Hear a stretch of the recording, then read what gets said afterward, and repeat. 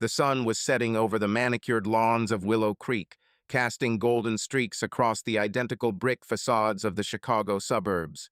Each house stood guard, white picket fences, neatly trimmed rose bushes, perfection all around. The air smelled of freshly mown grass and a hint of approaching fall, though summer still clung to the September evenings. To an outside observer, it was the American ideal incarnate, quiet, predictable, enviable. But beneath that flawless surface, cracks were already showing at number 47. James Jake Harper, 38, sat at the head of the dinner table, his tie loosened but still knotted, a silent reminder of a long day at a law firm. His dark hair, streaked with premature gray, was neatly combed, and his strong jawline made clients trust him and jurors listen. He was the kind of man who effortlessly commanded attention, his success as a criminal defense attorney built on equal parts charm and ruthlessness. Though Jake didn't look like a cover model, his nose was a little larger than he'd like. The slightest of lines around his eyes, he considered himself attractive, and most of the time, those around him agreed. But tonight, his brown eyes were distant, staring at a plate of cold fried chicken and asparagus. He speared a piece of meat with his fork, more out of habit than hunger, and chewed mechanically. Emily Harper, 35, sat across from her, her hands folded in her lap. Her chestnut hair was pulled back into a messy bun that was beginning to come undone. She wore a cream blouse, ironed to perfection, and a smile that didn't reach her eyes. To her neighbors, Emily was the picture of grace, a devoted mother, an impeccable hostess who organized street parties and baked lemon tarts for the taa. But today, her fingers twitched nervously as she fiddled with her linen napkin, betraying the anxiety she hid beneath her polished exterior. She was impossibly slim, the kind of figure that others would strive to achieve through years of dieting and exercise, but which she seemed to have naturally. And she was beautiful, not in a flashy way, but in a restrained, refined way, the kind of beauty that deepens rather than fades with age. But tonight, even her beauty seemed tired. She was tired, not the tiredness that comes from a deep sleep, but a deep, bone-deep tiredness from a life that was increasingly like a performance. Their children, Sophie, 12, and Ethan, 9, were upstairs, and their absence from the table was a small blessing. The clink of Jake's fork on his plate was the only sound in the room, other than the quiet hum of the refrigerator. The silence between them was nothing new, but it had grown heavier in recent months, like a third, invisible guest at the table that they both ignored. Emily glanced at the window, where the house across the street, number 48, was illuminated by the headlights of a moving truck. The for sale sign had disappeared a week ago, replaced by the quiet bustle of new neighbors.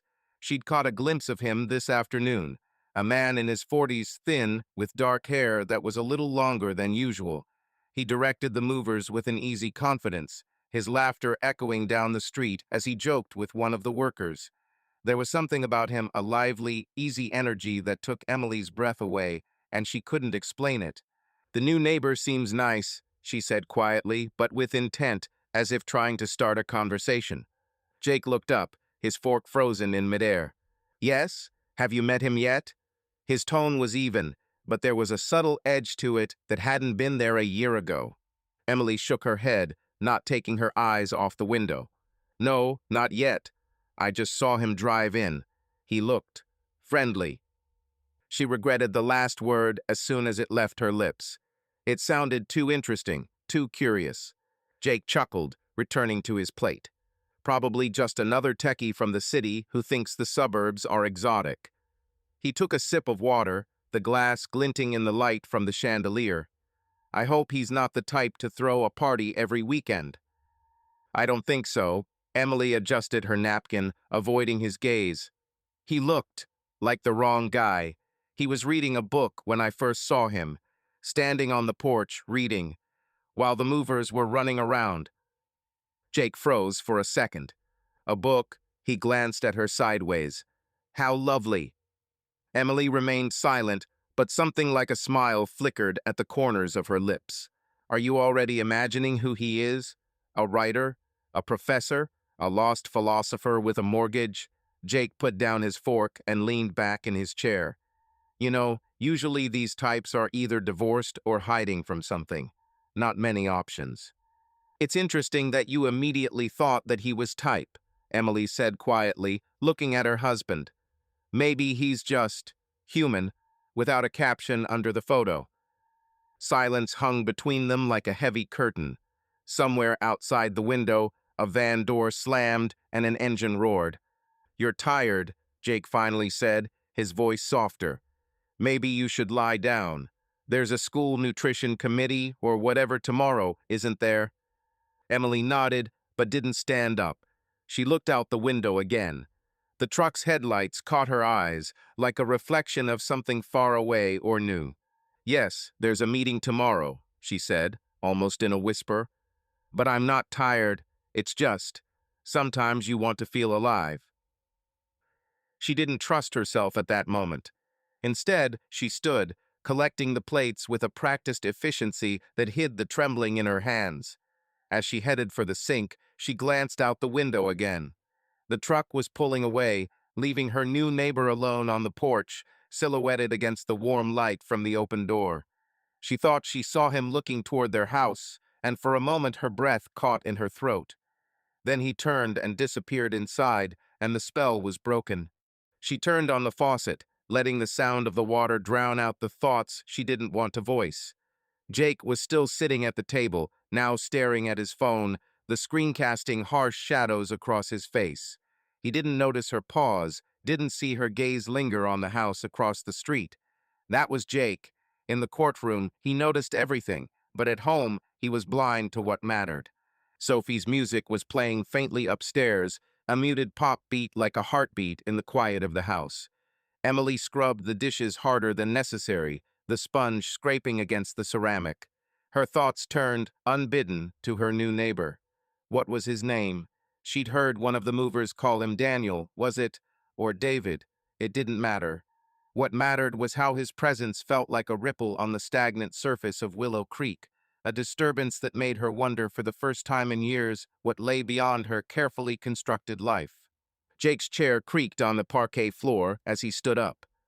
"I have some paperwork to go over," he said without looking at her. "I'll be in the office." Emily nodded, still with her back to him.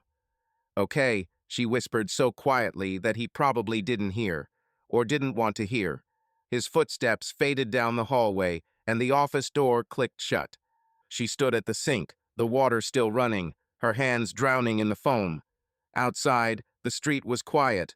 The new neighbor's house was dark, except for one light in the upstairs window.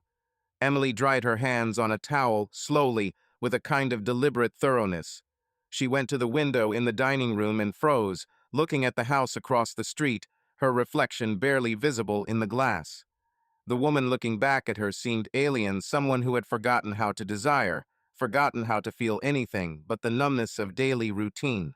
But tonight, something moved. It was something small, fragile, like the first crack in a frozen lake. Emily didn't know what it meant, only fear. And that fear was enough to make her feel alive again. The morning on Willow Creek was as picture-perfect as a postcard: cloudless blue skies, a gentle breeze rustling the maple leaves, and the distant bark of a dog breaking the silence. Emily stood at the kitchen island, her hands moving with practiced precision as she stirred the dough for a lemon pie. It was her ritual, a gesture of goodwill, a tradition she'd learned from her mother. New neighbor, new pie. But today her movements were a little less sure, her fingers shaking slightly as she rolled out the dough. The thought of number 48, of its new occupant, had been lingering in her mind since the night before. She tried to brush it off, to chalk it up to curiosity, but it was as stubborn as a stain that wouldn't come out. The pie was ready by 10 o'clock, golden brown, lemon vanilla scented, perfectly baked. Emily looked at herself in the hall mirror, smoothing back a stray strand of hair and brushing an invisible speck of dust from her blue cardigan. She looked as she always did, collected, friendly, the perfect lawyer's wife. But there was something elusive in her chest, like the premonition of a storm. She picked up the pie, covered it with a plaid towel, and walked out of the house, crossing the street with a determination she didn't really feel. Number 48 looked different in the daylight. Its white trim gleamed, its windows sparkled, but there was something understated, almost mysterious, about it, as if it held secrets for its new owner. Emily walked up the steps, her heels clicking softly on the wood. She knocked 3 short, polite taps and stepped back, clutching the pie a little tighter than necessary. Silence. She was about to knock again when the door swung open. There he stood, Nicholas. He was in his early 40s, but his exact age was hard to guess. He was tall, a good head taller than Jake, with a strong, toned body, the kind of man who isn't obsessed with the gym but lives an active life. His t-shirt hugged his broad shoulders and sculpted chest, emphasizing his athletic figure, sculpted not only by nature but also by a good habit of keeping fit. His hands were strong, tanned, with visible veins and long fingers working hands, but not rough. Nicholas's face was not perfect, but that was part of its appeal. A high forehead, strong cheekbones, a straight nose, a light stubble on a square jaw. His dark hair was a little tousled, as if he had just run his hand over his head. His gaze, a rich, misty gray, almost steely, was calm, attentive, with a subtle wariness that was tempered by a polite, warm smile. He was the kind of man who was hard to miss. Charisma radiated from him effortlessly in the way he walked, in his gaze, in the way he carried himself, as if he knew his own worth and that of others, but didn't brag about it. And somewhere beneath all that confident exterior was a subtle, almost invisible shadow: fatigue, pain, regret, something that made him not just handsome, but interesting. "Hello," he said, his voice velvety, slightly hoarse, but surprisingly warm. "You must be my neighbor." Emily nodded, her voice quieter than usual. "Yes, Emily Harper. I just wanted to say hello." And she held up the pie, looking slightly embarrassed. "I brought you some lemon pie. Homemade. The neighbors always made it when I was a kid." Nicholas smiled wider, and there was something unexpectedly sincere in the expression. "That's very sweet. Thank you, Emily. I was beginning to think that everyone in this neighborhood was keeping their distance. Come on in if you have a minute, of course." She felt everything inside her tighten from excitement, from surprise, from the fact that she had long forgotten what it was like to be seen. "I'll find a minute," she replied, and stepped over the threshold. "Have you settled in yet?" she asked, trying to fill the silence. Her voice was a little higher than usual, and she mentally scolded herself for it. "Almost," Nicholas said, leaning against the doorframe. His gaze slid down the street, then back to her. "Lots of boxes, not much order, but I'm in no hurry." There was a hint of irony in his tone, as if he were talking about something more than just moving. Emily nodded, unsure of what to say. She suddenly felt awkward, like a schoolgirl who had forgotten her lines on stage. "If you need anything, just let me know. We're all like one big family." She immediately regretted her words. They sounded too cliched, too neighborly. Nicholas raised an eyebrow, and there was something in his eyes that was either amusement or skepticism. "Family, huh? That's nice. But you know, I'm more of a loner." He said it lightly, but there was a depth to his words, as if he were hinting at something she couldn't quite place. "Oh, well, that's okay, too," Emily said, feeling her cheeks heat up again. She wanted to leave, but her feet were rooted to the porch. Something about him, his voice, his eyes, his demeanor held her there like a magnet. "You're a writer, right?" she blurted out, remembering one of the neighbors mentioning it. She immediately regretted saying it, in case it was just a rumor or she was wrong. Nicholas inclined his head slightly, his smile becoming a little less reserved. "Have you heard about it yet?" "Yes, I write. Nothing big, just books that help me understand myself." He paused, looking at her as if he were trying to solve her like a riddle. "And you, Emily? What do you do besides bake incredible smelling pies?" She laughed, but it sounded nervous. "Oh, I'm just a housewife. Kids, house, all that." She shrugged, trying to pretend it didn't bother her. But under his gaze, she suddenly felt like her answer sounded like an excuse. "Just a housewife?" he asked, and there was no mockery in his voice, but there was something that made her feel vulnerable. "I think it's harder than it looks. There's an art to keeping things under control." Emily didn't know what to say. His words were a compliment, but there was something understated about them, as if he saw more than she was letting on. She swallowed, trying to regain control. Well, I hope you like the pie. If anything, I'm the opposite. I'll remember, Nicholas said, his gaze lingering on her a fraction longer than necessary. Thank you, Emily. That's unexpectedly nice. She nodded, muttering something about having to go, and turned around, feeling her heart beating faster than it should.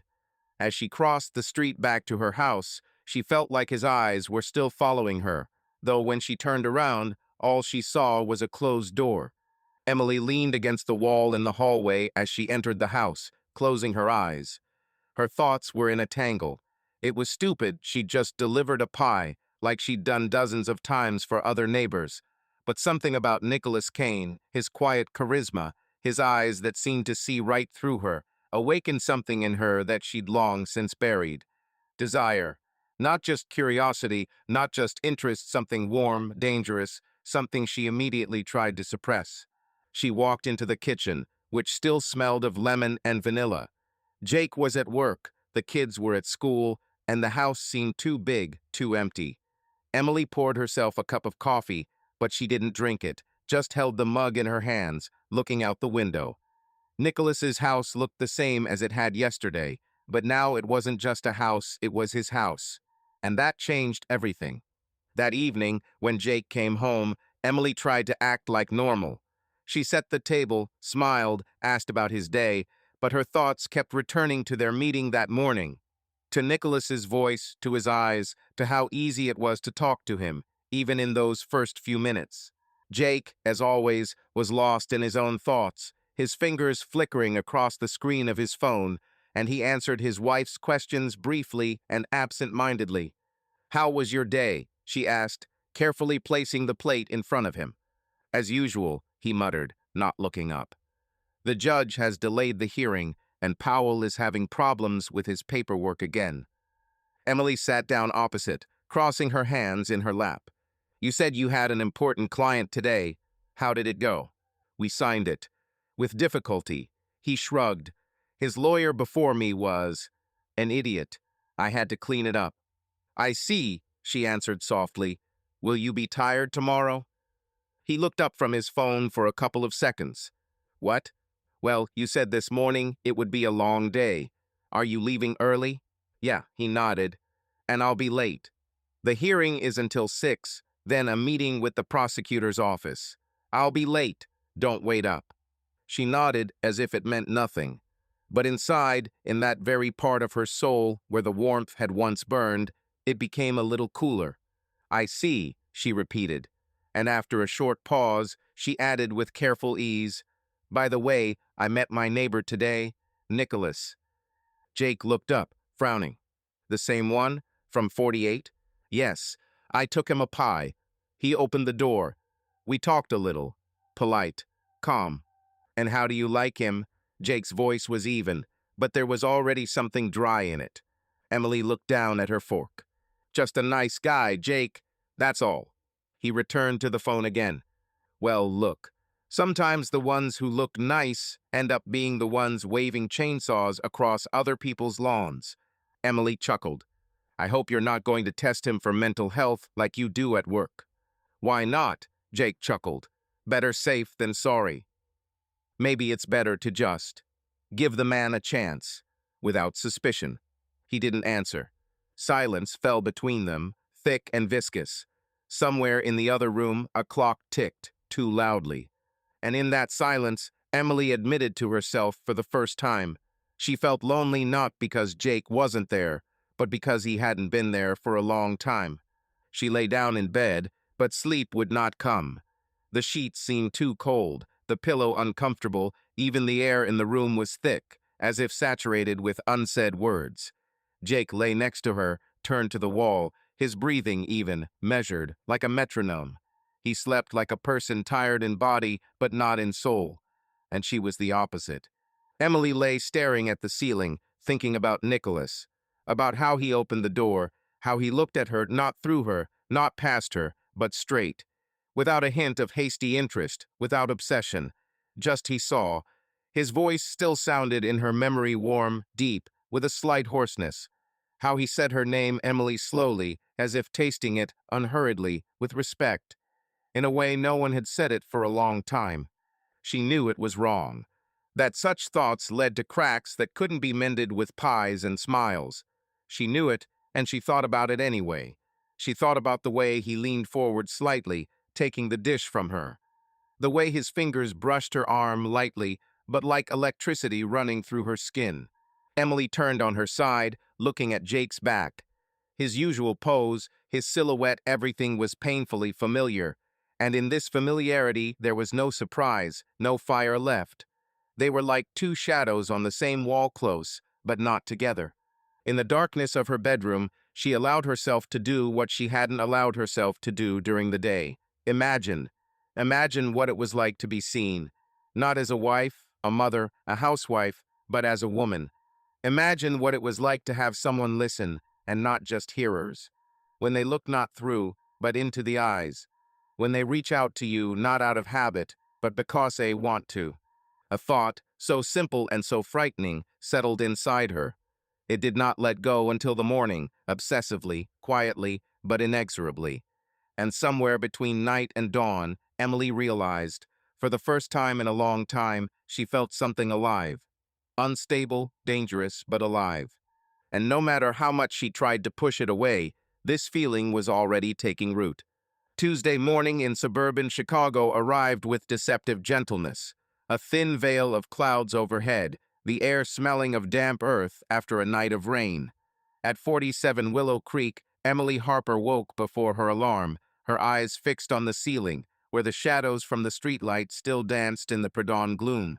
Beside her, in their wide bed, Jake slept with his back turned, his breathing even but distant, as if he were in another world. She stared at his silhouette, trying to remember the last time they had a real conversation, not about bills, not about the kids' schedules, but about something that mattered. Memory was silent. Emily quietly climbed out of bed, pulled on her workout clothes, black leggings, and a gray sweatshirt, and pulled her hair into a high ponytail. Her morning runs had become her refuge, a way to escape the house where the walls seemed to close in with each passing day. She stepped outside as the first rays of sunlight broke through the clouds and ran along a familiar route, along neat lawns, past houses where life seemed as smooth as their facades. Lately, Jake has been staying late at work more and more often. He would come home after the kids were asleep, and Emily would be sitting with a book she hadn't read or a glass of wine she hadn't finished. His excuses were monotonous. A client crisis, urgent paperwork, another matter that can't be put off. She nodded without arguing, but each time he left, it left a residue in her, like sand at the bottom of a glass. Yesterday, he'd arrived at 11, smelling of coffee and someone else's perfume, light, floral, not hers. She didn't ask where the smell was coming from. She didn't want to know. Or maybe she was afraid. Emily ran faster than usual, her sneakers thumping rhythmically on the sidewalk. She turned the corner where the street opened into a small park surrounded by old oak trees. Here the path wound through the trees, and the air was cooler, smelling of moss and morning dew. She barely noticed the figure ahead until she was a few meters away. Nicholas. He was running in the opposite direction, wearing a dark t-shirt and athletic shorts, his movements smooth but powerful, like a man accustomed to controlling his body. When he saw her, he slowed, then stopped, taking one earbud out of his ear. "Emily, right?" he said, slightly out of breath, but with the same quiet charisma she'd noticed when they first met. His dark eyes met hers, and for a moment she thought he saw her too clearly. "Yeah, hi," she said, stopping and brushing away a stray strand of hair. Her heart was beating faster, and she hoped he'd chalk it up to the run. "I didn't know you ran too." Nicholas smiled, wiping sweat from his forehead with the back of his hand. "Not exactly on schedule. Just need to clear your head sometimes, and you seem like a pro." She laughed, shaking her head. "I doubt it. It's just a way to start the day. Otherwise, I'd probably go crazy from the silence in the house." He nodded, as if he understood more than she had said. "Silence can be loud, can't it? especially in places like this. He glanced around the park, then looked at her. Can I join you? Or are you the type to run alone?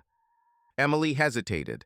Her instinct was to say no, to go back to her routine, to safety. But something in his voice, the slight vulnerability she caught in his eyes, made her nod. Why not? Just don't complain if I beat you. He grinned, and they ran together, their steps synchronizing almost instantly. They were silent for the first couple of minutes, but the silence wasn't awkward, it was alive, filled with the sounds of their breathing and the rustling of leaves. Finally, Nicholas spoke. So, Emily Harper, tell me something about Willow Creek. Are there any secrets here that a newcomer should know? His tone was light, but there was genuine curiosity in it. She shrugged, trying not to catch her breath. Secrets? I doubt it. This place is like a TV show set. Everyone's smiling, everyone knows everyone else, but no one really says what they think.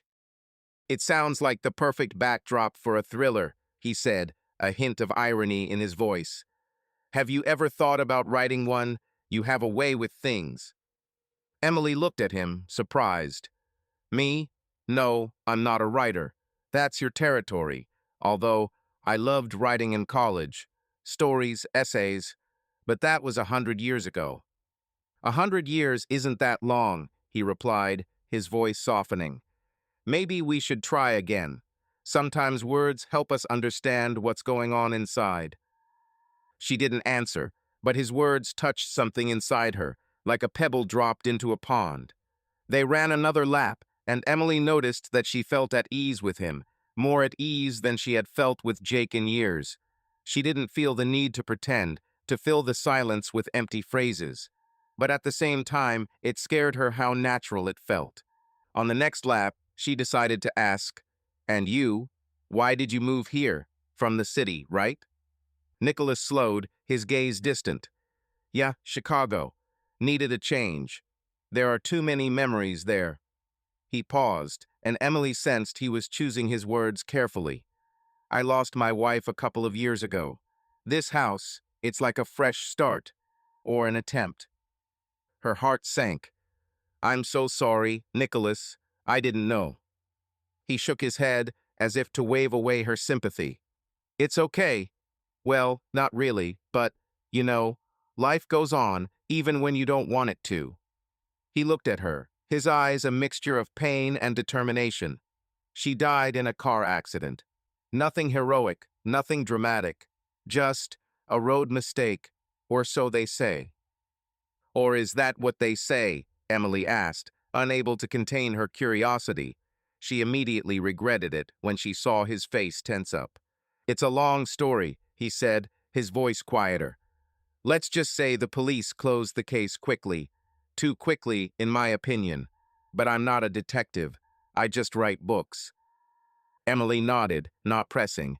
They finished their run at the entrance to the park, and she felt her face heat up not just from running, but from the way he was looking at her, as if he saw not only her words, but also what she was trying to hide.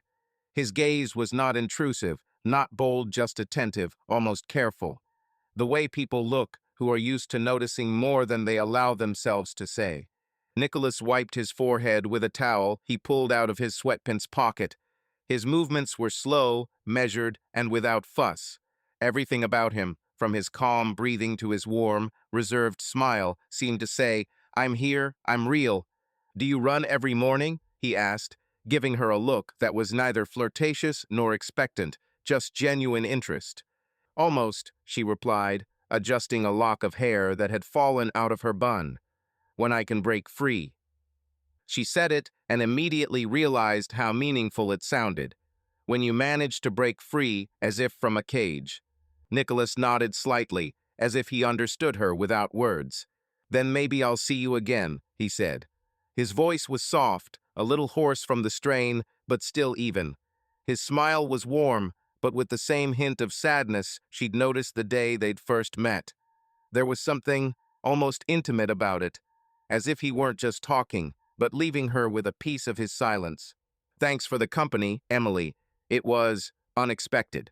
She smiled back, feeling her heart speed up again, not from running, but from something else, more dangerous, more alive. Yes, unexpectedly, she said, and she didn't turn away right away. They stood like that for a few more seconds in that shaky, thin silence between words, where a lot could have happened if someone had taken half a step closer. But they haven't, yet. They separated, and Emily returned home, her thoughts a mess. She showered and changed, but the sense of his presence, his voice, his gaze was never far from her. By midday, she found herself looking out the window at number 48, where the curtains were drawn and the light was out. That evening, when Jake came home late again smelling of coffee and the same floral perfume that could no longer be a coincidence, Emily met him in the hallway, as always. He hung his jacket on a hook, walked past her, ignoring her gaze full of quiet questions, and went straight to the kitchen. She followed. "How was your day?" she asked, placing a plate of pasta in front of him, which he would most likely eat without gratitude. "As usual," he muttered, without looking up from his phone. "Business."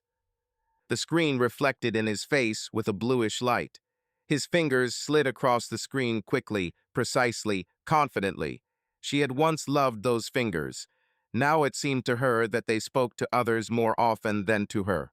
"You're late a lot," she said, trying to keep her voice calm. Not accusatory, not weak. "I'm just worried." He looked up from his phone, but not completely, he just looked up. "Are you worried?" "Emily, it's work. You know how it is." "I know," she nodded, looking down at the table. Her voice wavered.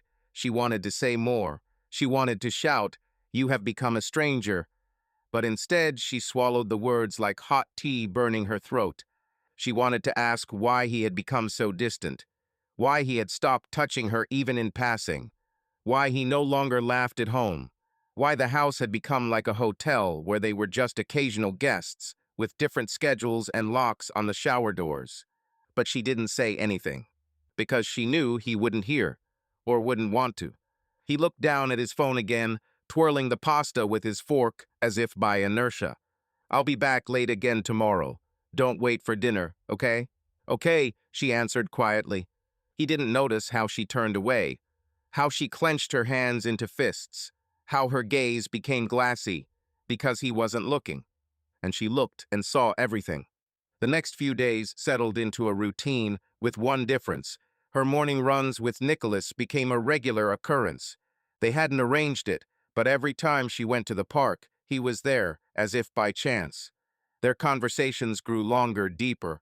He talked about his books, psychological thrillers that, he said, helped him deal with his demons. She shared stories about her children, about Sophie's beginnings as a poet and Ethan's dream of becoming an astronaut. But she never talked about Jake, not because she didn't want to, but because she didn't know how to explain the emptiness that was growing between them. One morning, as they stopped by the lake in the park, Nicholas looked at her and said, "You don't seem like the type to just live for others. What do you want, Emily? For yourself?" The question caught her off guard. She opened her mouth to answer, but the words didn't come. Instead, she felt her eyes sting with tears, and she quickly looked away. "I don't know," she finally said. "I used to, but now." He didn't interrupt her, just watched, waiting. And in that moment, Emily realized she wanted to tell him everything about her fears, about how her life had become a cage, about how she feared she had lost herself. But she didn't say anything. Instead, she smiled and changed the subject. But the question wouldn't let go. At night, lying next to Jake, who was asleep again with his back turned, she thought about Nicholas, about his wife, about what he had said about the accident, and about how his gaze made her feel alive, and how that scared her more than anything else. It was an autumn afternoon on Willow Creek Lane, heavy with the scent of fallen leaves and the smoke from a neighbor's barbecue wafting down the street. Emily Harper stood at the stove in number 48, stirring spaghetti sauce as the kitchen filled with the warm aroma of tomatoes and basil. She hadn't planned on ending up here in Nicholas Kane's house, but the last few weeks had been leading her to this moment. Their morning runs had become a ritual that had quietly blossomed into more hours spent together, conversations that began with jokes and ended with revelations, and this strange but natural habit of stopping by his house to help with chores or just have coffee. Nicholas sat at the kitchen island, leafing through a manuscript covered in red notes. His dark hair was slightly tousled, and his face wore the expression of intense thought that Emily had learned to recognize. He was a writer, but not one to brag about his books. His stories were, he said, a way to sort out the chaos inside. Emily admired that his ability to turn pain into words while she hers behind the facade of the perfect housewife. "Are you sure you're not tired of messing around in my kitchen?" he asked, looking up from his manuscript and looking at her with a small smile. His voice was soft, but there was genuine gratitude in it. "I told you I could order pizza." Emily laughed, wiping her hands on an apron she'd found in one of the drawers. "Pizza isn't food, it's laziness. Besides, you said it yourself, your last attempt at cooking ended with a burnt pan." She turned back to the stove, checking on the boiling water for the pasta, but her smile was wider than she'd expected. She loved this being here, doing something simple but meaningful, feeling needed not out of obligation, but because she wanted to. Nicholas put down the manuscript and walked over to her, leaning against the tabletop. "You're too kind to me, Emily. I'm beginning to suspect you have some ulterior motive." His tone was playful, but there was a spark in his dark gray eyes that made her heart skip a beat. "Motive? Maybe I just want you to finally unpack all the boxes," she replied, trying to keep her voice light. She nodded toward the stack of cardboard boxes in the corner of the kitchen, still waiting to be dealt with. "Seriously, you've been living here for a month and the kitchen looks like a warehouse." He laughed, and the sound deep, sincere was like a breath of fresh air. "My bad. I'm better at writing than unpacking, but I can try if you want. Just don't be surprised if I put the pots in the closet." Emily shook her head, but her smile never left her face. She had started helping him around the house almost by accident, stopping by to bring him another pie, then staying to help him unpack boxes of dishes, and then, somehow, she was coming almost every day. It was little things, organizing shelves, hanging curtains, making dinner. But she found a strange comfort in these little things, as if by tidying up his house she could tidy up her soul. Their conversations deepened. On their runs, they discussed everything from their favorite books to their childhood memories. Nicholas talked about his life in Chicago, writing his first book in a tiny apartment, surrounded by the noise of the city. Emily shared stories about college, about how she dreamed of being a journalist before life took a different path. For the first time in years, she felt like she was being listened to, not just nodded out of politeness, but actually heard. Nicholas asked questions that made her stop and think, "What would you do if you could do it all over again?" Or, "When was the last time you did something just for yourself?" The questions scared her, but they also stirred something she'd long forgotten. Today, while the pasta was cooking and the sauce was gently bubbling, Nicholas suddenly said, "You know, you remind me of her. My wife." His voice was quieter than usual, and Emily froze, holding the wooden spoon in her hand. She turned to him, trying to hide how hurt she was by the comparison. "Oh, really? That's a compliment?" She tried to smile, but her voice wavered. Nicholas looked at her, his gaze serious, almost piercing. "Yes, a compliment. She was alive. Not in the partying or loud laughing way, but in the way she saw the world. You are like that too. You see more than you let on." Emily swallowed, feeling her cheeks grow warm. She didn't know what to say. Instead, she turned back to the stove, stirring the sauce with more concentration than was necessary. "You don't talk about her much," she said finally, trying to keep her voice neutral. "What was she like?" He paused, and she heard him push his chair back and sit down. "Her name was Laura. She was complicated. Smart, sharp, sometimes too stubborn. She could argue for hours about books or politics, and then suddenly stop talking and just stare at the sunset as if it were speaking to her." He chuckled, but there was bitterness in the sound. "We were together for 10 years, and then she was gone." Emily turned, her hands still busy with the spoon, but her gaze was fixed on him. "You still blame yourself, don't you?" she asked quietly, remembering his words about the accident, about how the police had closed the case too quickly. Nicholas looked at her, and for a moment she thought he was going to shut down, like he always did when the conversation went too far. But instead he nodded. Sometimes. I was on tour when it happened. A book launch in Seattle. If I'd been home, maybe things would have been different. He shrugged, but his shoulders were tense. Or not. Who knows? Emily walked over to him, sauce forgotten, and sat down opposite him. You can't carry this forever, Nicholas. It's not your fault. He looked at her, and there was so much pain in his eyes that she felt her own heart squeeze. You think so? It's easy to say. But when someone leaves, you start digging into every moment, every word. What could I have done? What did I miss? She wanted to reach out, to touch him, but instead her fingers curled into fists. I understand, she said, and it was true. She thought about Jake, about how their marriage had slowly unraveled, how she'd missed moments that could have changed everything. Sometimes I look at my life and wonder, where did I go wrong? When did I stop being me? Nicholas leaned closer, his gaze soft but insistent. You're still here, Emily. You're not lost. Just confused. The words hit her like a slap, not in a hurtful way, but in a rousing way. She looked away, feeling tears welling up in her eyes. I don't know how to unravel, she admitted, her voice barely audible. He didn't answer right away, but his silence was warm, supportive. Maybe start small.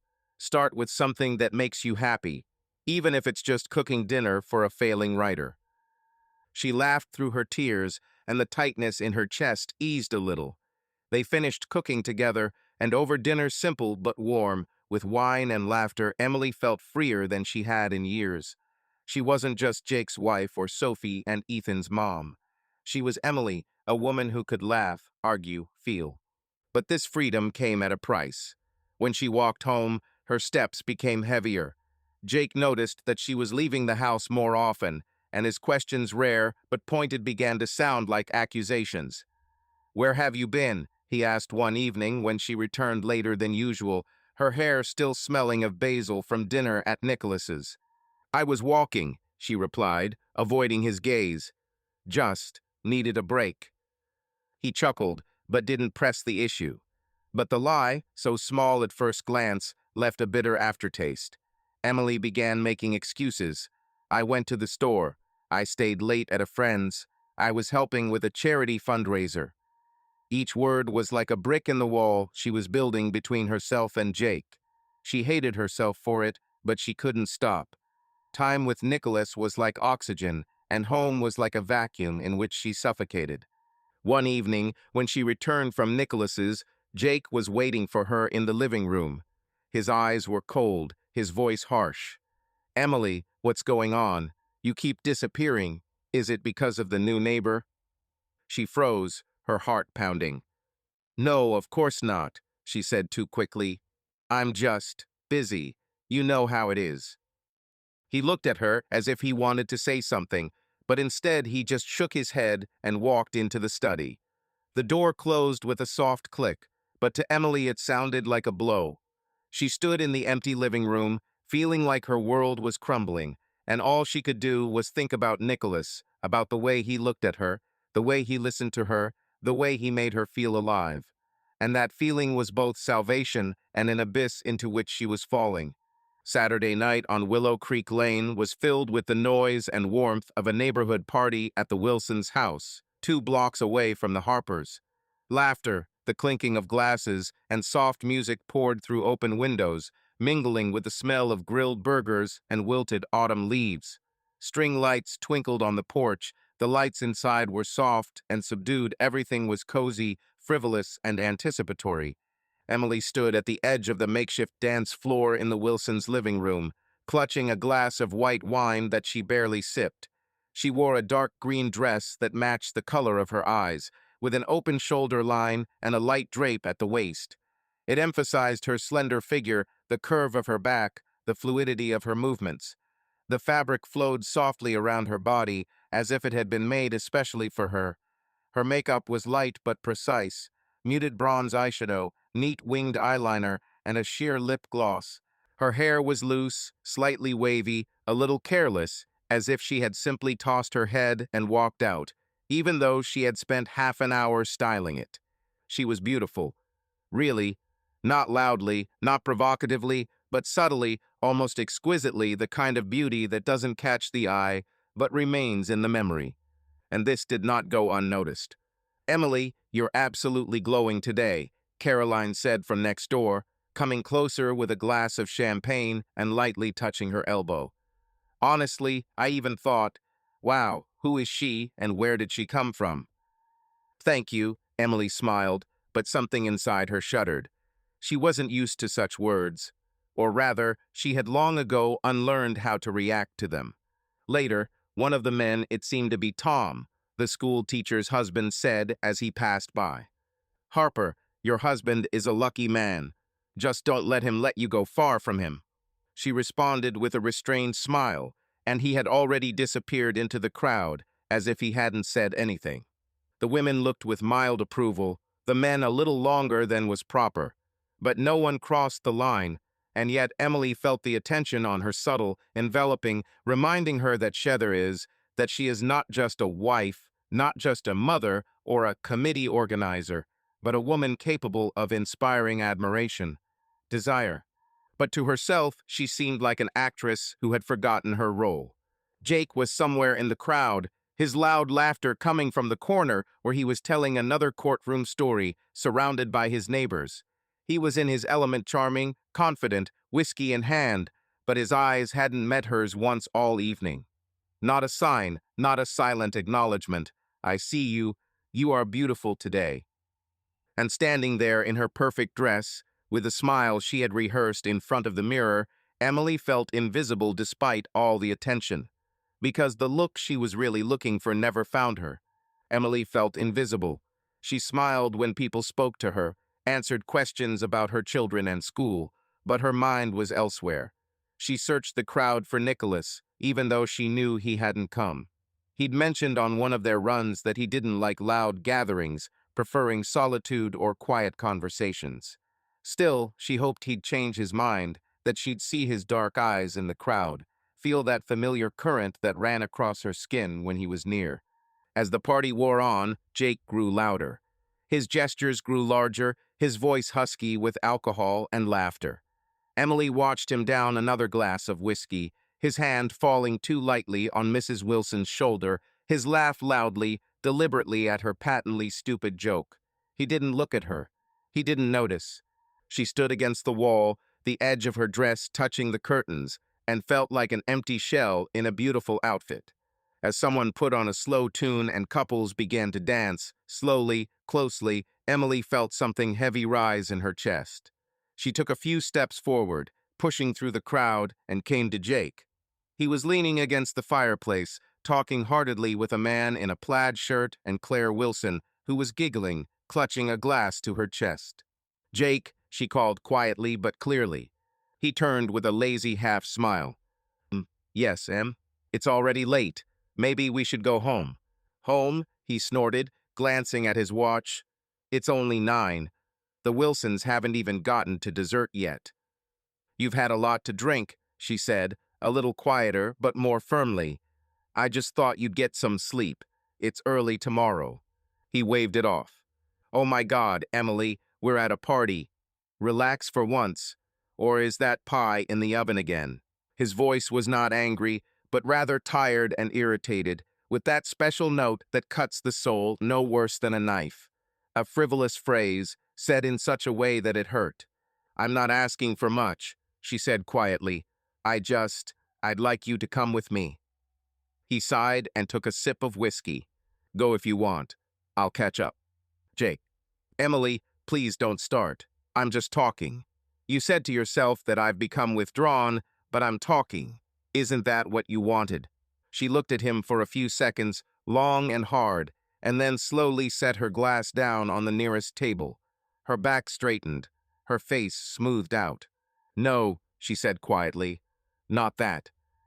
And without waiting for an answer, she turned and left the house without saying goodbye to anyone. The cold evening air hit her in the face like a slap, but it was more honest than anything that was left inside. The night air was cool, with a hint of autumn chill. Emily wrapped her arms around herself, her heels clicking on the sidewalk as she walked home. The street was deserted, the streetlights casting long shadows, and only the distant hum of the party reminded her of what she had left behind. She felt both empty and full with anger, loneliness, a desire for something she couldn't name. As she turned onto Willow Creek, her gaze fell on number 48. Nicholas was sitting on the porch in the dim light of a street lamp. He was wearing a dark shirt, the sleeves rolled up, and holding a steaming mug. He stood up when he saw her, a soft, almost surprised smile on his face. "Emily, I thought you were at a party." She stopped at the foot of his porch, her breathing ragged even though she wasn't running. "I was, but I had to go." Her voice wavered, and she looked away, afraid he'd see too much. Nicholas came down a few steps, his gaze attentive but not intrusive. "Is something wrong?" he asked quietly, and there was such genuine concern in his voice that Emily felt her defenses crumble. "Nothing special," she lied, but her fingers curled into fists. "Just tired of pretending everything was okay." She hadn't planned on saying it, but the words spilled out like water from a cracked dam. He looked at her, and there was something in his eyes that made her freeze. "Then don't pretend. Not with me." He took a step closer, and the distance between them was dangerously close. "Come on, have some tea. Or something stronger, if you like." Emily knew she should say no, go home, go to bed, and forget this evening. But her feet carried her up the steps, after him, into his house.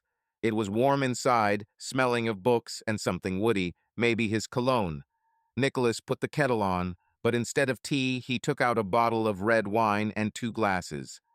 "The kettle is in case you change your mind," he said with a slight smile as he poured the wine. They sat on the couch in his living room, where the boxes still lined the walls, but there were fewer of them now. Emily held a glass, her fingers fiddling nervously with the stem. "I don't know why I'm here," she admitted, her voice barely audible. "I should be home, or there with Jake." Nicholas looked at her, his gaze warm but serious. "But you're here, and I'm glad you are." He paused, as if weighing his words. "Emily, you don't have to explain, but if you want to talk, I'm listening." She sipped her wine, feeling the warmth spread through her chest. "He didn't even notice I was gone," she said finally, her voice shaking with suppressed emotion.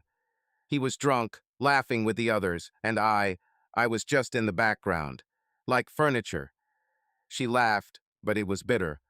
"I don't know when it became like this, when I stopped being someone to him." Nicholas leaned closer, his elbows resting on his knees. "You're not a background, Emily. You're a person who deserves to be seen. And if he doesn't, it's his loss." His voice was firm, but there was no judgment in it, only conviction. She looked at him, and in that moment something inside her broke. Years of restraint, years of suppressing her desires, years of living for others, all of it crumbled under the weight of his words. She set the glass down on the table, her hands shaking. "You see me," she whispered, her eyes filling with tears.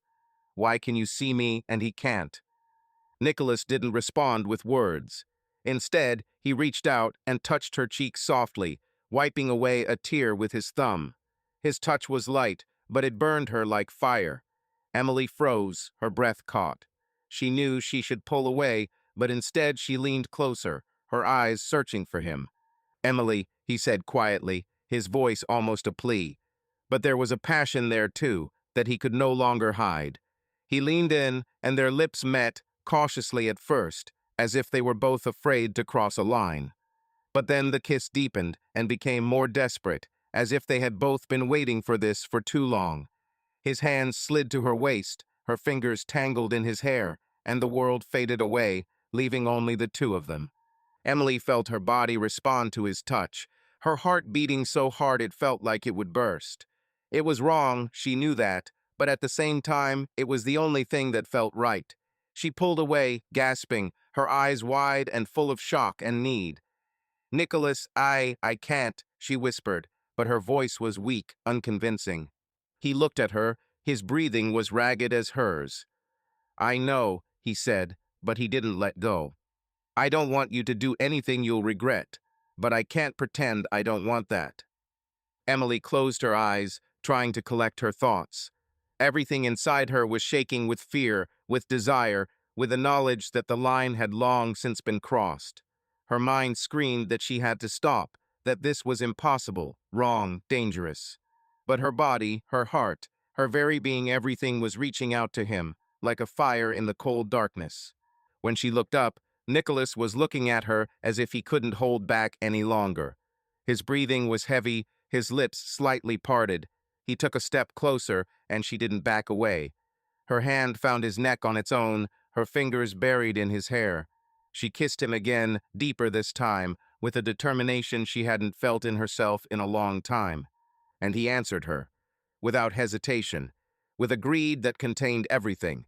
Years of loneliness, suppressed passion, unfulfilled desires. His arms wrapped around her waist, tightly, possessively. She shuddered as his palms slid down her back, as he pressed her to himself, as if he were afraid she would disappear. Her dress rode up as she reached for him, losing herself in his touch. His lips moved to her cheek, then her neck, and his breath became hot and ragged. You know, he whispered, his voice hoarse, low, almost strangled. I've wanted you for a long time, Emily. From the first day, from the first sight. She closed her eyes, and everything inside her clenched from those words, from their power, from their truth. It was a confession in which there was no vulgarity, only naked, sharp feeling. Me too, she breathed out, barely audible, and reached out to him again, as if only now she was allowing herself to be real. They no longer spoke. Words became superfluous. Time disappeared. Only touches, breath, the whisper of skin on skin remained, and with each passing second, she felt something old inside her crumbling, and something else being born. Scary, forbidden, but alive. When it was over, Emily was sitting on the couch, her dress rumpled, her hair disheveled. She was looking at her hands as if she didn't recognize them. Nicholas was sitting next to her, his hand on her knee, but he was silent, giving her space. She expected to be overwhelmed by guilt, but instead she felt relief, and that was what scared her most. I don't know who I am now, she breathed out, sitting on the edge of the bed, her back to him. Her voice was low, hoarse, and everything inside her was shaking from what she had experienced, from shame, from a desire that had not yet cooled. I shouldn't have. It wasn't me. Nicholas stood up and came closer. He did not touch her yet, but his voice was even, firm, deep. Stop it, Emily. Don't lie to yourself. Yao Hotelthes is the same as me. She turned her head slowly, and he looked straight into her eyes, without judgment, but also without illusions. We are both adults. We did not steal anything. We did not break someone else's life behind our backs. You did not fall, you jumped. It was not an accident. It was a present. She clenched her teeth, as if his words were revealing something too vulnerable. But that doesn't mean it's right, she whispered. It wasn't. It shouldn't have happened. He stepped closer. His voice became lower, more intimate. Emily, sex is not a crime. Desire is not a sin. You alive, you breathe, you feel. You wanted this, and your body didn't lie for a second. Don't hide behind habits and shame. Look at yourself. You're awake. Those words burned her more than his touch, because he was telling the truth, because he saw her. Emily stood up quickly, almost abruptly. Her legs were wobbly, and she could barely keep her footing on her heels. I have to go, she said, turning away, adjusting her dress with shaking fingers. She grabbed her purse from the chair, as if that would give her back control. Emily, he began, but did not continue. He knew that more words were not allowed now. She didn't look back. She just walked out. The night air hit her face, cool and full of the sounds of crickets and rustling leaves, but it couldn't cool the heat that still burned inside her. Shower flashed through my head. Urgent. Before Jake comes back. Before it all becomes real. While she could still convince herself that it was just a mistake. and not remember how much she wanted it. It was dark at home. Jake had not returned yet. Emily kicked off her shoes at the door, walked into the bathroom, and turned on the light. The lamp above the mirror lit up with a cold, merciless light. She looked at her reflection. Her lips were swollen from kisses, her hair was slightly tousled, the skin on her neck was flushed and sensitive. Her eyes were shining, but not from tears, from something much more alive, from something that was still humming inside, like an echo. She couldn't deny it. She liked it. Not just physically, not just for the moment, but for everything she felt like around him, alive, wanted, free. It was the most terrifying revelation, because it wasn't a mistake, not an accident. It was a desire held in check for too long. Emily reached out and slowly turned on the shower. The thin stream of water hissed, became hot, and filled the space with steam. She took off her dress, slowly, as if trying to regain control, feeling someone else's touch on her skin. It slid to the floor with a soft rustle. Then her underwear, cold, damp from her own body, from the passion she could not forget. She stood under the hot water, letting it fall on her shoulders, her neck, her face. She closed her eyes. Her fingers moved automatically, washing away sweat, the smell of someone else's body, kisses. She washed herself for a long time, carefully, as if trying to erase evidence from herself, to cleanse not only her body, but her conscience as well. But with each movement, it became clearer.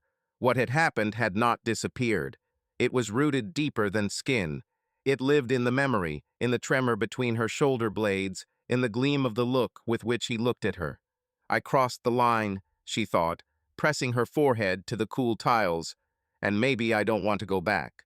Because there, beyond the line, for the first time in a long time, she felt like herself, real. And no matter how much the hot water burned her, the traces of this sensation did not wash away. The silence at 47 Willow Creek Lane was almost tangible, like the fog that settled on lawns in the pre-dawn hours. Emily Harper sat at the kitchen table, leafing through a magazine she wasn't reading, her fingers mechanically turning the glossy pages. Outside, it was a rainy October day, gray clouds hanging low over the Chicago suburbs, mirroring her inner turmoil. It had been a week since that night at Nicholas's, and every day since had been like walking on thin ice, waiting for it to crack, but unable to stop. Jake, her husband, had begun to notice the change. It hadn't been sudden, not a flash, but a slow buildup of suspicions he'd kept to himself. His gaze, once absent-minded, was now fixed on her, studying her, as if he were trying to solve a riddle. Emily could feel it in the way he paused when she entered the room, in the way his questions grew sharper, his tone colder. Last night, when she'd turned away from him in bed, citing fatigue, he hadn't pressed her, but his silence had spoken louder than any words. It wasn't the first time she'd shied away from his touch, but now her excuses were becoming less and less convincing. Emily tried to act as normal as she could, making breakfast, driving Sophie and Ethan to school, smiling at the neighbors. But inside, a storm was raging. Every morning, as she headed out for a run, she found herself looking for Nicholas, hoping and dreading to see him. Their meetings hadn't stopped after that night. On the contrary, they had become more frequent, if more cautious. She'd drop by under the guise of helping with the house, bringing food, or just staying to talk. But every time she stepped through the door, she felt her connection to Jake grow thinner, like a thread about to snap. Today, when she came back from her run, she found Jake standing by the window, holding a mug of coffee, his eyes fixed on the street where the rain was lazily trickling down the glass. He turned when he heard her footsteps, and his eyes, usually so sure, were filled with something new. Suspicion? Anger? Emily couldn't tell. "Have you been running again?" he asked, his voice even but with a subtle edge. Emily nodded, wiping the sweat from her temple with a towel. "Yeah, the usual. It's not raining that hard." She tried to sound casual, but her heart was pounding, as if he could hear her lie. "You've been running a lot lately," he continued, setting his mug on the windowsill. His gaze never left hers. "Or is it more than just running? You're always somewhere, Emily." She felt her cheeks heat up, but she forced a smile. "I'm just trying to keep myself in shape and helping out the new neighbor. He's alone. You know how it is when you move. Jake narrowed his eyes, and for a moment she thought he could see right through her. The neighbor, huh? That writer? You spend more time with him than you do at home. His tone was calm, but there was a threat in it, like distant thunder. Emily swallowed, her fingers tightening around the towel. Jake, this is just neighborly help. You always said we should be friendly. She hated herself for saying it. It sounded like an excuse, a weak attempt to hide the truth. He stepped closer, his face tense. Friendly, yes, but not to the point where you disappear for hours. And don't look at me like I'm paranoid. I'm not blind, Emily. Her breathing became ragged, but she forced herself to meet his gaze. You work too much, Jake. Maybe you think I'm out and about because you're never home. It was her attempt to change the subject, but she knew it wouldn't work. He chuckled, but there was no warmth in the sound. Don't change the subject. I know you, Emily. You've changed. You're cold, distant, and don't tell me it's because of work. It's something else. He paused, his eyes narrowing. Or someone else. Her heart sank. She opened her mouth to protest, but the words caught in her throat. Instead, she turned away, muttering something about needing to shower, and almost ran from the room. In the bathroom, under the hot water, she closed her eyes, trying to calm the panic that was building in her chest. He knew, or at least he suspected. She should have been more careful, should have stopped. But the thought of not seeing Nicholas was unbearable. That same day, late in the afternoon, Emily was back at number 48. She had come under the pretext of returning a book Nicholas had lent her, but they both knew it was just an excuse. He met her at the door, his dark eyes immediately registering her tension. Are you okay? He asked, closing the door behind her. Emily shook her head, her hands shaking as she set the book down on the table. Jake, he's suspicious. He's been asking questions. I don't know what to do. Her voice broke, and she turned away, afraid she might cry. Nicholas walked toward her, his movements slow but sure. He placed his hands on her shoulders, forcing her to turn toward him. Emily, breathe. Everything will be okay. His voice was warm, soothing, as if he could push her fears away with his presence alone. He may suspect, but he knows nothing. You haven't done anything you didn't want to do. She looked at him, her eyes shining with tears. I don't know what I want, Nicholas. I don't know who I am anymore. I'm lying to him. I'm lying to myself. It's wrong. He kept his hands on her shoulders, his gaze serious but gentle. You don't have to be who he wants you to be. You have the right to be who you are. And if that means you're here with me, I'm not going to apologize for that. He paused, his fingers squeezing her shoulders lightly. But if you want to stop, I'll accept that. I don't want you to feel trapped. Emily shook her head, her voice barely audible. I don't want to stop. That's what scares me the most. He didn't answer right away, just looked at her carefully, with a gentle confidence that made everything inside her tremble. She stepped closer, and he wrapped his arms around her. His arms were warm, secure, and there was no rush or pressure in his touch, only an invitation. She pressed herself against him, feeling her panic recede, replaced by something else, a desire, calm and sure, that she could no longer ignore. They sat in his living room, drinking coffee, talking about nothing. The laughter was easy, but behind every word there was tension thick, tangible. Every glance, every casual touch, it was like a soft current across her skin. Emily felt like she was on the edge of something new. When he leaned in and kissed her, hesitantly, almost questioningly, she didn't pull away. Instead, her fingers found their way into his hair, and she let him in closer. The kiss deepened, became more confident, and she felt something opening up inside her. He led her into the bedroom, taking his time. His touch was attentive, searching. It was as if he were reading her in her eyes, in her breathing, in the way her skin trembled. She let go of control, let him guide her, teach her not just her movements, but trust, the peace of intimacy. Emily had never felt like this before, not just wanted, but understood. With every touch, he revealed something new in her, something fragile but yearning. And when they met in the same breath, she knew it wasn't just physical attraction. It was something more. Meanwhile, Jake, sitting in his office in downtown Chicago, couldn't shake the feeling that was gnawing at him. He wasn't stupid. He'd seen how Emily had changed her distance, her evasive answers, her sudden absences, and that sent the faint, lemony scent he'd caught on her clothes when she'd returned home last week. It wasn't her perfume. His lawyer's mind, used to piecing together evidence, was beginning to piece together the puzzle, and he didn't like the picture. He pulled out his phone and dialed a number he hadn't used in years. "Tom, this is Jake Harper," he said when the other end answered. Tom was a private investigator Jake had worked with on several cases, a man who could find answers where others saw only shadows. "I need you to follow someone, my wife, and my neighbor, Nicholas Kane. I want to know everything." Tom didn't ask any questions. He knew how these things worked. "Give me a couple of days.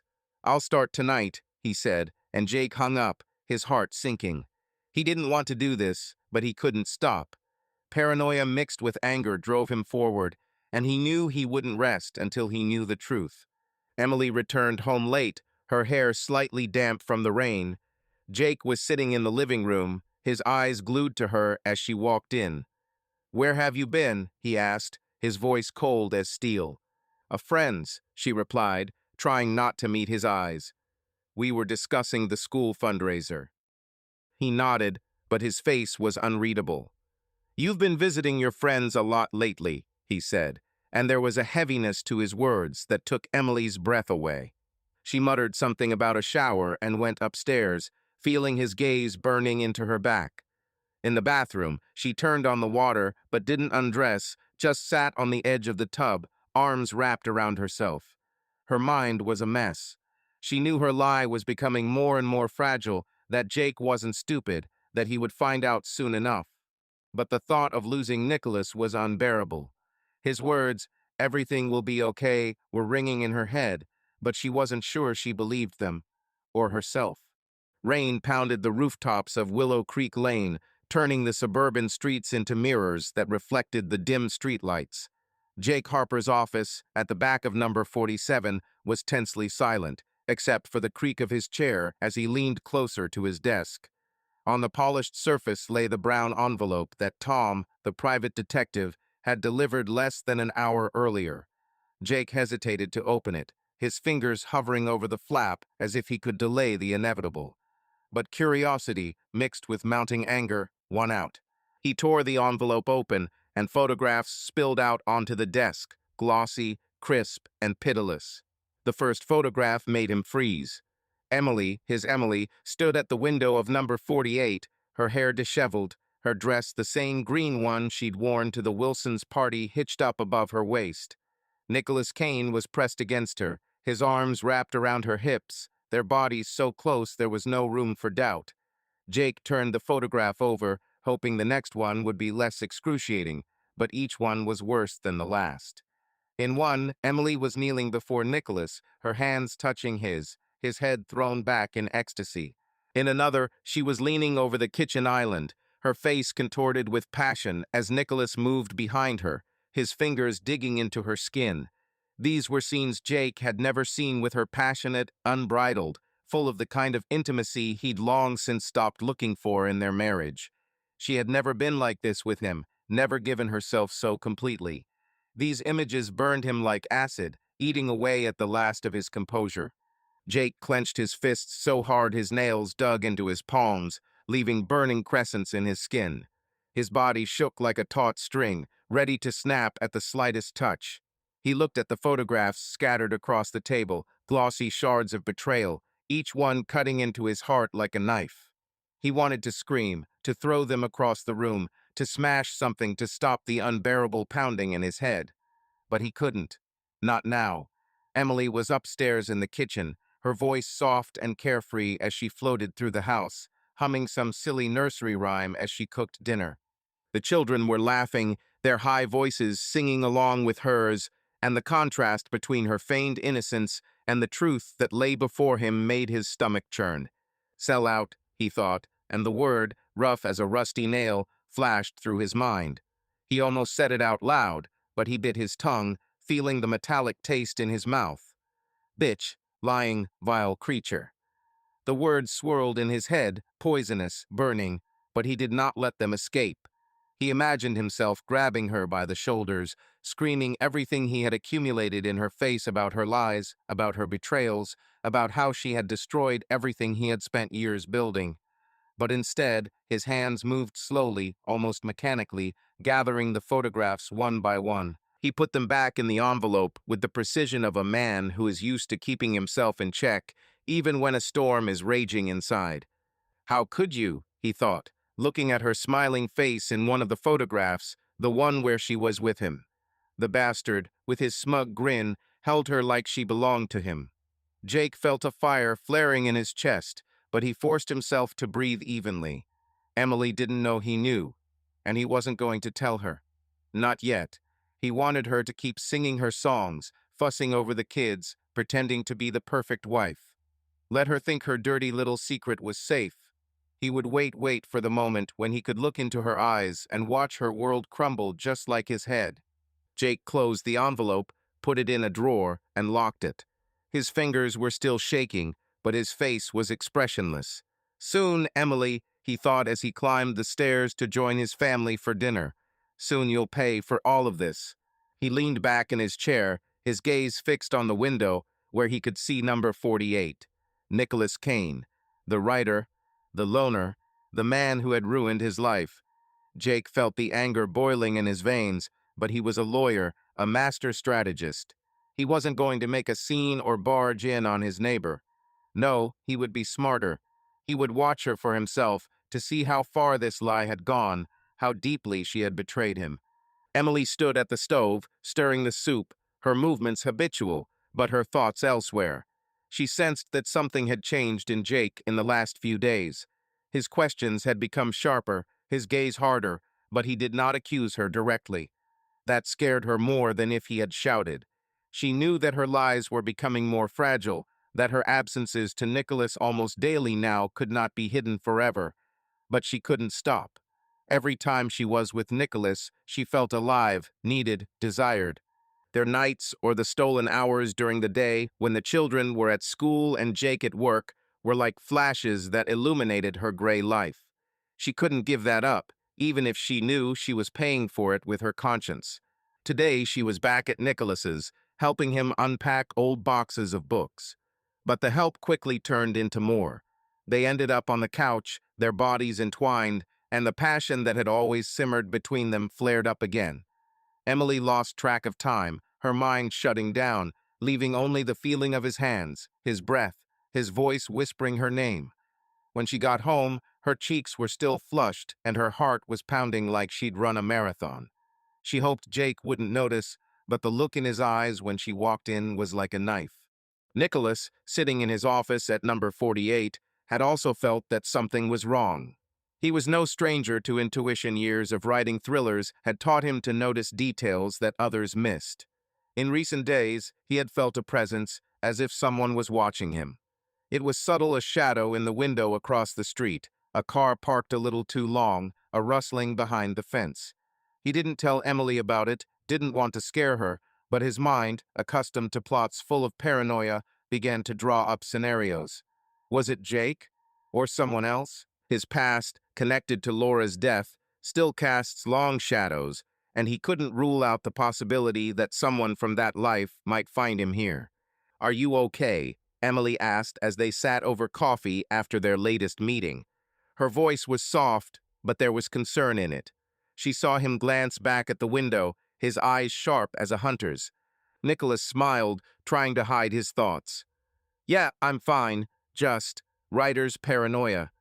He took her hand, his fingers warm, soothing. "Don't worry. Everything will be fine." She nodded, but his words did nothing to calm her.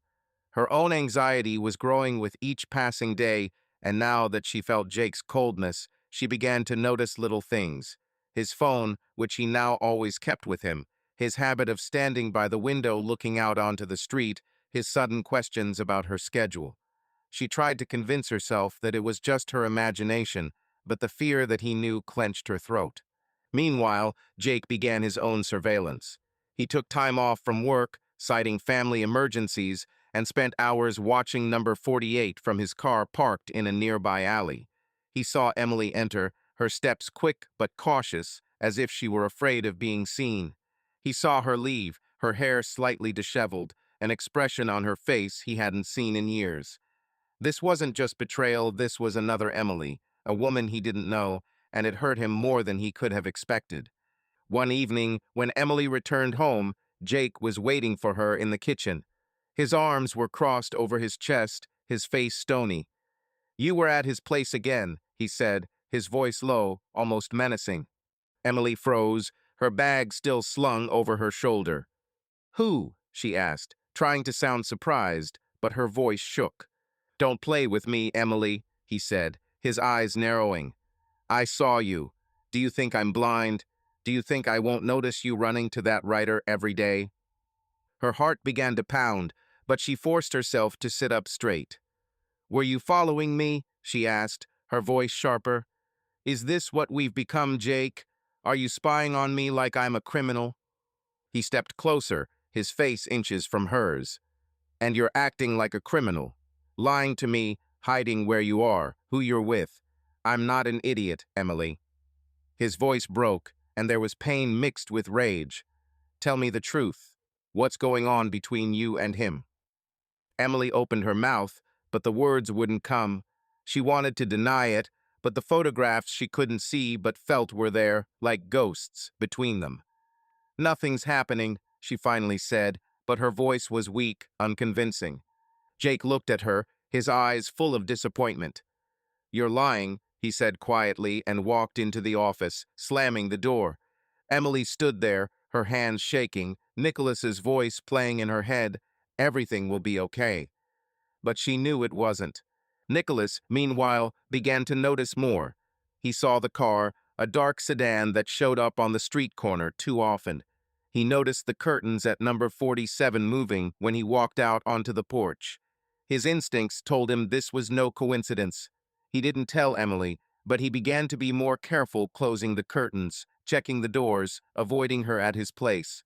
But he couldn't give up on her. Every time she came, he felt like she was the only thing keeping him in the world. Emily stood at her bedroom window, looking out at number 48. She knew she had to stop, that her life was falling apart, but the thought of losing Nicholas was unbearable. She was trapped between her conscience and her desire, between Jake and Nicholas, between truth and lies. And with each passing day, the trap was tightening. A cold November wind blew fallen leaves across the sidewalks of Willow Creek Lane, and the gray sky above the Chicago suburbs seemed low, almost oppressive. Jake Harper stood in front of the hallway mirror, adjusting the collar of his navy blue shirt. His face was expressionless, but his eyes betrayed the storm simmering within.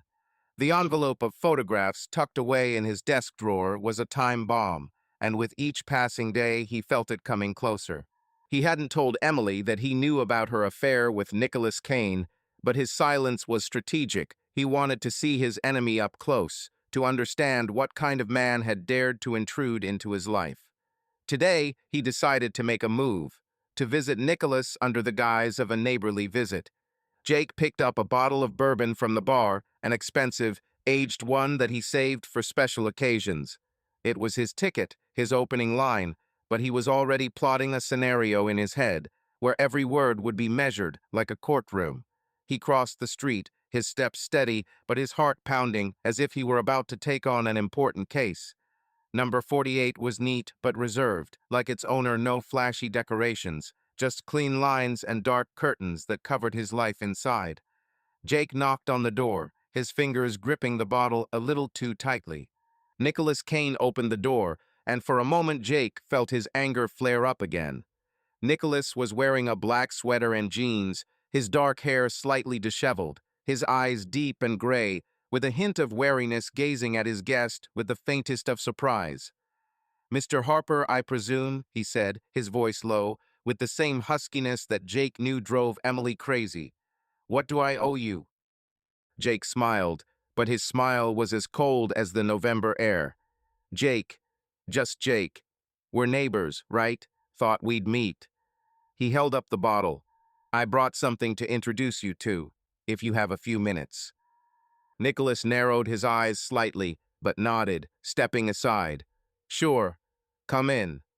His tone was polite, but Jake sensed the tension in it, as if Nicholas already knew this was more than just a friendly visit.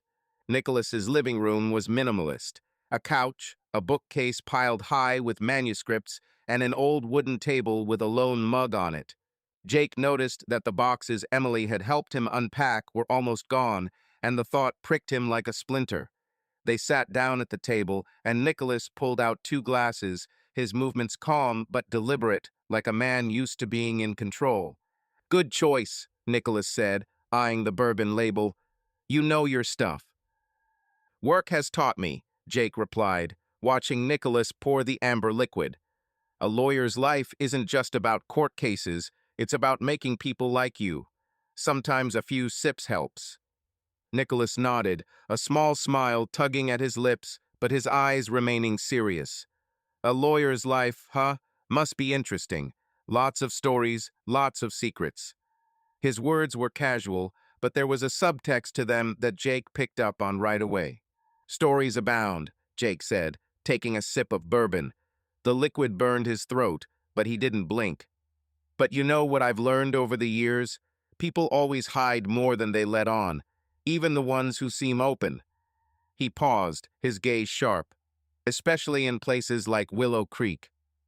Nicholas leaned forward, his fingers curling around the glass. You're right, the suburbs are a masquerade. Everyone smiles, but underneath, who knows what's going on?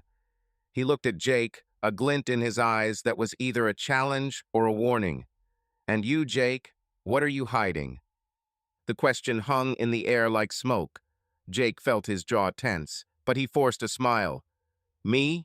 An open book. Job, family, everything on display. You, on the other hand, a writer, a loner, the new kid in town. You must have a few stories you're not in a hurry to tell.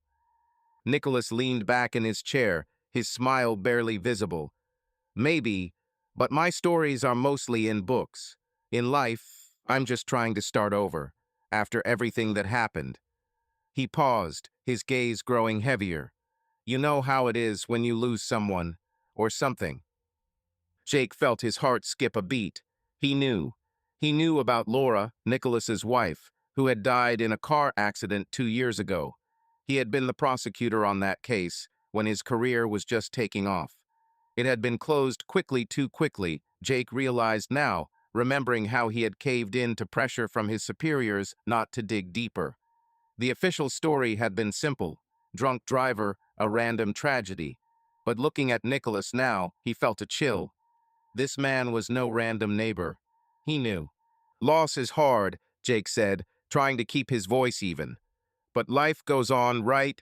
You have to move on, build something new. His words were a trial balloon, a test of how far Nicholas was willing to go. Nicholas nodded, but his gaze was as tenacious as a trap. Moving forward, yes, but sometimes the past won't let go, especially when there are unanswered questions. He took a sip of his bourbon, his eyes never leaving Jake's. Like why some cases get closed without asking the right questions. Why do some people walk away without getting justice? Jake felt his fingers tighten around his glass. He hadn't expected Nicholas to be so forthright, but now the masks were beginning to fall. You mean your wife? He asked, his voice low, almost menacing. I heard it was an accident, a tragedy, but these things happen. Nicholas leaned closer, his face only 2 feet from Jake's. They happen, yeah. But you know what's interesting? I was digging through old records. Names, dates, signatures. And your name, Jake, came up in Laura's case. You were the prosecutor, and you decided it wasn't worth pursuing. His voice was calm, but each word was like the blow of a hammer. Jake felt the blood drain from his face. He'd expected to talk about Emily, about her betrayal, but this was worse. He forced himself to laugh, but it came out dry and unnatural. You were digging into my past. Is that a writer's habit? Looking for plots where there aren't any? Nicholas didn't smile. I'm not looking for stories. I'm looking for the truth. Laura didn't just die, Jake. Someone covered it up, and I know you were part of it." He paused, his eyes boring into Jake. "The question is, why? What were you covering up? Or who were you covering up for?" Jake set the glass down on the table, his hand shaking slightly. "You're wrong," he said, his voice firmer. "I was doing my job. It was a clean case. Drunk driver, open case, closed case. If you have questions, go to the police. Or write a book about it." Nicholas tilted his head, his gaze almost sympathetic, but there was steel in it. "Maybe I will. But you know, Jake, I'm not one to give up easily. And I don't like being taken for a fool." He paused, then added more quietly, "Neither do you, it seems." Jake took the hint. Nicholas knew not only about the past, but also about the present, about Emily. What had begun as a neighborly visit had turned into a game of chess, with each move more dangerous than the last. Jake stood up, his face stony. "Thanks for the conversation, Nicholas. And the bourbon. I hope you enjoy Willow Creek. But don't dwell on the past. It doesn't do anyone any good." Nicholas stood up too, his smile cold. "Thanks for the advice and the bourbon, but I'm used to getting to the bottom of things. That's my job." Jake walked out, his heart pounding.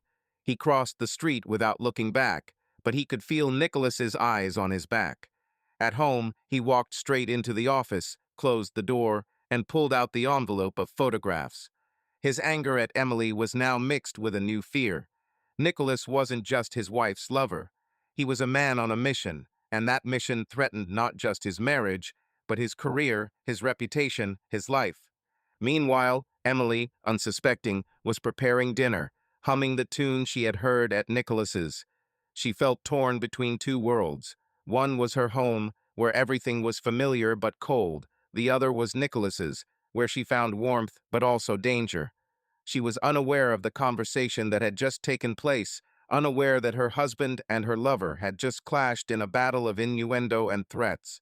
But she felt the walls of her life closing in, and that the truth she had so carefully hidden would soon burst forth. Nicholas, left alone, stood by the window, looking at house number 47. He knew that Jake would not back down, just like he himself. The Laura case, which he tried to forget, was now alive with renewed vigor, and Emily, without knowing it, had become part of this game. He did not want to lose her, but he knew that the truth about Jake's past could ruin everything, and he was ready to go to the end. Dusk had fallen on Willow Creek Lane, painting the suburban homes crimson and purple. At number 47, Emily Harper loaded the dishes into the dishwasher, her movements automatic, but her thoughts chaotic. She had felt an invisible noose tightening around her for the past few days. Jake had become even more withdrawn, his questions less frequent but sharper, his eyes cold as blades. This morning, he had announced that he was leaving for a 2-day business trip to Milwaukee on urgent business. His tone was businesslike, almost indifferent, but Emily had detected something odd in it, as if he were watching her reaction, waiting for her to give herself away. She nodded, wished him luck, even kissed him on the cheek, but her heart sank with anticipation. As Jake's car pulled out of the garage, Emily felt a mixture of relief and anxiety. She knew it was a chance to see Nicholas without making excuses, but the fear that Jake was suspicious clung to her. She sent Sophie and Ethan to a friend's house for the night, citing the need to get the house in order, and called Nicholas. "Are you free tonight?" she asked, her voice shaking with excitement she couldn't hide. "For you, always," he replied, and there was the same warm charisma in his tone that made her forget about the consequences every time. "Come when you're ready." Jake, however, was not in Milwaukee. His car was parked in an alley 2 blocks from Willow Creek, hidden by the shadow of an old oak tree. He was behind the wheel, his fingers gripping the wheels so tightly his knuckles were white. The business trip had been a lie, a psychological trap he had planned with the precision of a lawyer. He knew Emily would go to Nicholas as soon as she was sure he was not home. He had seen her send the kids off, the way her phone lit up as she typed a message. And now he waited, watching number 48 from a distance, his eyes ablaze with determination. As Emily crossed the street, her silhouette in the streetlight, Jake felt his anger flare up again. She walked into Nicholas's house, and within minutes the light in the living room went out and a dim light came on in the upstairs bedroom. Jake knew what that meant. He'd seen the photographs, he knew what was going on behind these walls, but now he wanted more. He wanted evidence he could hold in his hands, that could be his weapon. He waited another half hour, making sure Emily and Nicholas were occupied, and then got out of the car. Jake moved quickly and silently, his dark jacket blending into the night. He walked around to the back of number 48, where the back door led into the kitchen. He knew Nicholas wasn't the type to check locks carefully, writer's carelessness, he supposed. The door was unlocked, just a weak lock that Jake had picked open with a credit card in a few seconds. He walked in, his breathing regular, but his heart pounding like a drum. Nicholas's kitchen was dark and smelled of coffee and spice, smells that Jake now associated with betrayal. He moved carefully, avoiding the light pouring in from the hallway. His goal was clear: find something that would confirm not only Emily and Nicholas's connection, but also the man's motives. After their last conversation, full of innuendo and threats, Jake was sure that Nicholas was more than just a random neighbor. His words about Laura's case, about how it had been closed, rang in Jake's ears like a warning. He climbed up to the second floor, trying not to creak the steps. The bedroom where he knew Emily and Nicholas were was at the end of the hall, the door ajar, and muffled sounds were coming from it: laughter, whispers, sounds that cut him like knives. Jake forced himself to concentrate and entered Nicholas's office, a room piled high with books and papers. This was his kingdom: a typewriter, stacks of manuscripts, an old wooden desk with drawers that Jake began to methodically check. In the first drawer, he found nothing of note bills, notes, drafts. But in the second, his hand came across a zipped leather folder. He opened it, and his breath caught. Photos, not the ones the detective had brought, but others Nicholas had taken himself. Emily is laughing on his couch, her hair falling around her face. Emily standing by the window, her eyes dreamy, distant. And then the photos that made Jake's vision go dark. Emily naked on his bed, her body arched with a passion Jake had never seen in her. His jaw clenched, his fingers shaking as he turned over the pictures, each one a blow. But that wasn't all. There was a diary in the folder, tattered, with a black cover, covered in Nicholas's tiny handwriting. Jake opened it to a random page, and his eyes scanned the lines. September 15th. She comes every day, and each time I feel like I'm losing control. Emily isn't just a woman, she's the key. I know who he is. Jake Harper, the prosecutor who buried Laura's case. I wasn't looking for her, but she showed up, and now I see a way. This isn't just revenge, this is justice. She doesn't know, and it's tearing me apart. But I can't stop. Jake froze, his blood running cold. He flipped through a few more pages, each entry worse than the last. October 2nd. I see the way he looks at her, the way he suspects. He knows, but he won't say. That makes the game more interesting. I want him to suffer, like I did when Laura died. He hushed it up, he let the guilty go. Now I'm going to take it all from him. October 20th. Emily is not a pawn, but she is part of the plan. I didn't mean to fall in love with her, but I did. And yet I can't forget why I'm here. Jake Harper will pay, not in blood, but in loss. Jake closed the journal, his hands shaking with rage and shock. Nicholas hadn't just slept with his wife, he'd used her to get revenge. All of this, the move to Willow Creek, his friendliness, his connection to Emily had been part of a plan, cold and calculating. Jake felt his world crumbling, but in the chaos there was clarity. He wouldn't let this man destroy his life. He stuffed the journal and some photographs into his jacket pocket, carefully closed the folder, and returned it to its place. He didn't want Nicholas to know he was here yet. He went downstairs, his footsteps silent, and slipped out the back door, disappearing into the night. He sat in the car for a few minutes, trying to calm his breathing. His anger wasn't just an emotion, now it was a plan, a weapon he was going to use. Meanwhile, at number 48, Emily lay in Nicholas's bed, her head resting on his chest. She could feel the warmth of his body, hear the steady beat of his heart, but her mind was restless. "Do you ever think about what's next?" she asked quietly, her fingers drawing circles on his skin.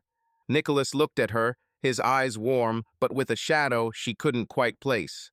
Next, I'm thinking about us, about how to make you happy. His voice was soft, but there was an understatement in it that made her heart clench. I'm happy with you, she said, but her voice wavered. But I'm scared. Jake, he's not the kind of person who'll just let go. Nicholas pulled her closer, his lips brushing her forehead. Don't think about it. I'm here. We'll figure it out. But his words, while comforting, couldn't ease her fear. She didn't know about the journal, about the notes, about how her connection to Nicholas was part of something bigger than love. Jake returned home and hid the evidence in a safe in his office. He lay awake that night, his mind racing, plotting. He wasn't going to make a scene, wasn't going to show Emily the photos or the journal.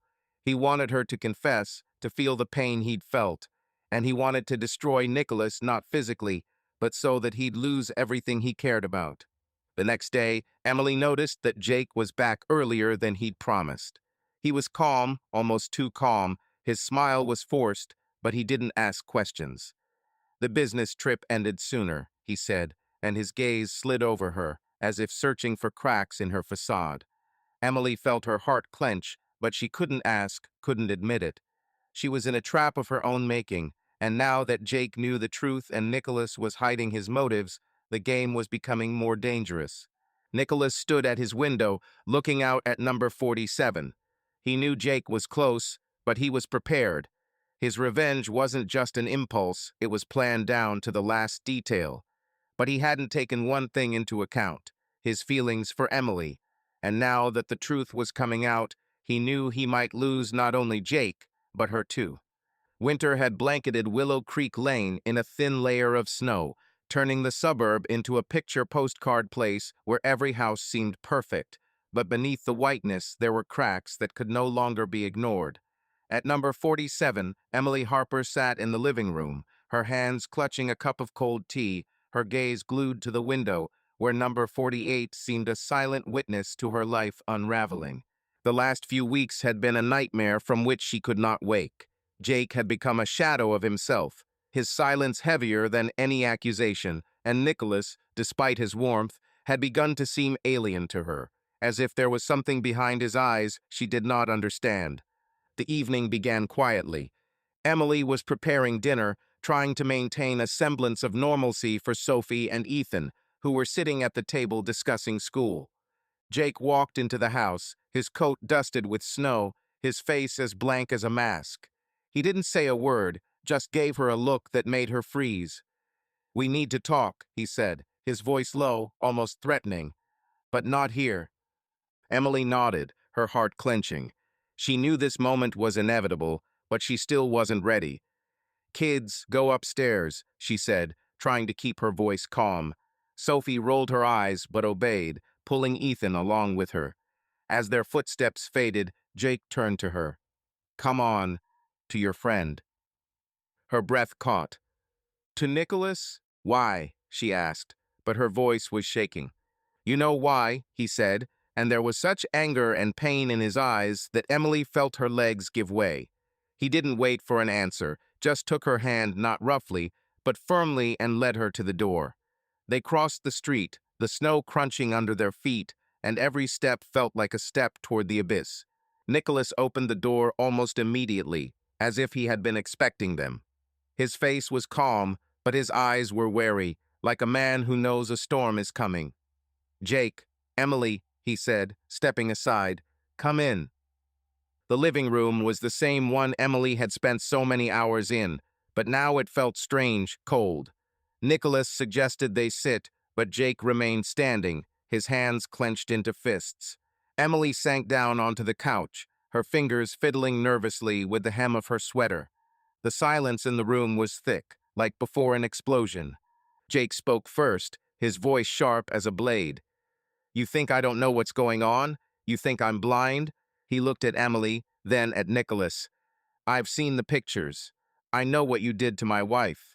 But that's not all, is it? You didn't just destroy my family. You came here with a plan." Nicholas didn't look away, his face calm but steely. "You're right, Jake. It's not just that. But let's not pretend you're an innocent victim. You know why I'm here. You know what you did."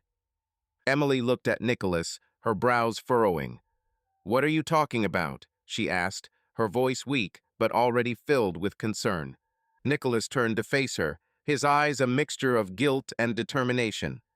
"Emily, I didn't want you to find out this way, but your husband, he's not who he says he is." He paused, his gaze returning to Jake.